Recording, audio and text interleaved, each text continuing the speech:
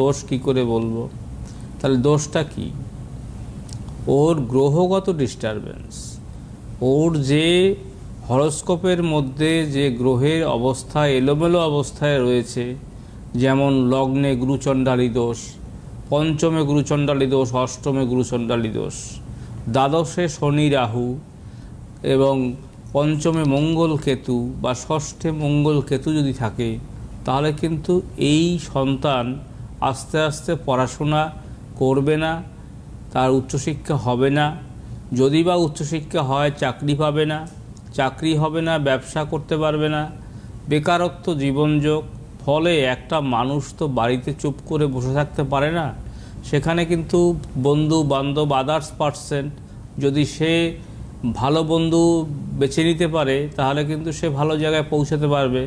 কিন্তু সেখানে যদি খারাপ বন্ধু বান্ধবের সঙ্গে যোগাযোগ করে, তাহলে কিন্তু সে দিন দিন খারাপ হয়ে যায়, নেশাগ্রস্ত হয়, বিভিন্ন রকমের সমস্যা হয়। এই যে দ্বাদশে শনি রাহু যদি থাকে, সে কিন্তু 100%-এর ভিতরে 200% নেশাগ্রস্ত হবে। দেখা যায় কিন্তু একদম নেশাগ্রস্ত হবেই।